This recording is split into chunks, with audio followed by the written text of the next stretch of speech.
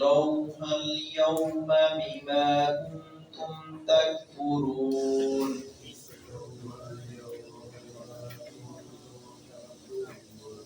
اليوم نختم على أفواههم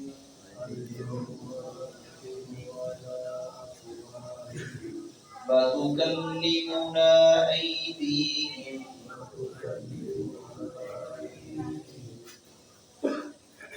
وتشهد أرجلهم بما كانوا يكسبون ولو نشاء لطمسنا على أعينهم فاستبقوا الصراط فأنى يبصرون اہل کفر کو ان کے کفر کی وجہ سے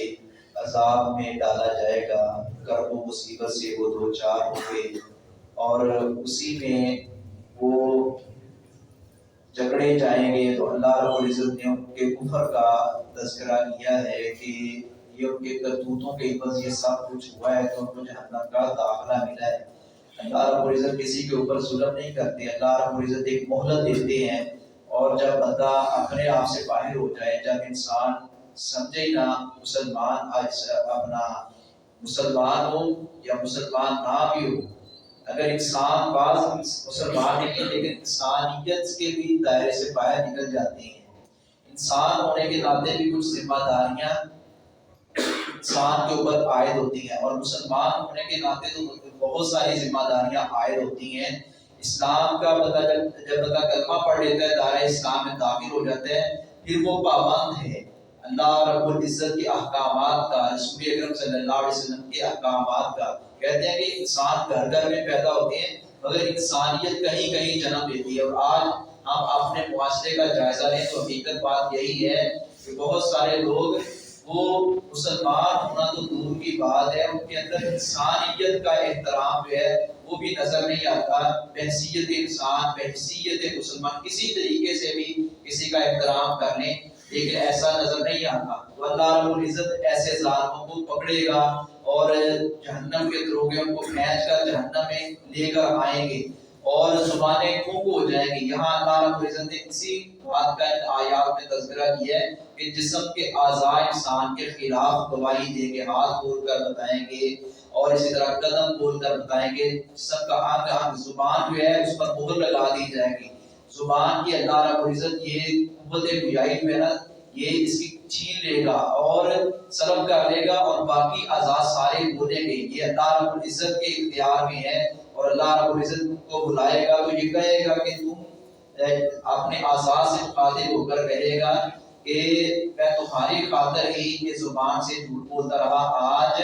تم میرے خلاف ہی گواہی دے رہے ہو، لیکن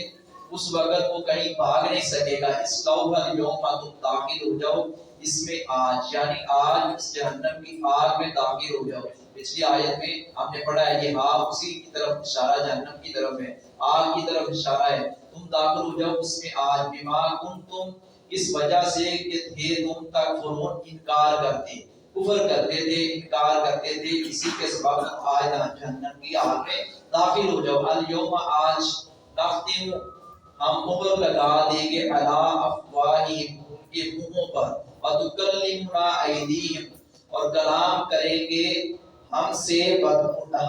وتشہد ان کے ہاتھ، ارجلہم اور گواہی دیں گے ان کے پیر، ان کے پاؤں جو ہے وہ بھی گواہی دیں گے، بما کانوا یکسبون بسبب اس کے جو وہ کرتے تھے، ولو نشاء اور اگر ہم چاہیں لطمسنا تو ضرور مٹا دیں علی اعینہم ان کی آنکھیں۔ اللہ رب العزت فرماتے ہیں کہ اگر ہم چاہیں تو ان کی بینائی بھی سلب کر لیں اور ان کے اندر کوئی قوت ہی نہ رہے، لیکن ہم نے ان کو ایک مہلت دی اور ان کو ساری نعمتوں سے نوازا لیکن انہوں نے قدر نہیں کی۔ فاستبقوا پھر وہ دوڑے الصراط راستہ تلاش کرنے کے لیے، فأنی یبصرون تو وہ نہیں کیسے دیکھ سکیں گے۔ پھر یہ ممکن ہی نہیں ہے. اللہ رب العزت اگر چاہتا تو دنیا کے اندر ان کی بھلائی چھین دیتا، وہ اندھے ہو جاتے، لیکن اللہ رب العزت نے یہ ان کو آنکھیں دی ہے، مہلت دی ہے، لیکن انہوں نے قدر نہیں کی. آج جس وجہ سے کوئی اس کڑے عذاب میں ابتلا و آزمائش کا سامنا ہے، اللہ رب العزت ہمیں اپنے محبوب بندے بنائے گا.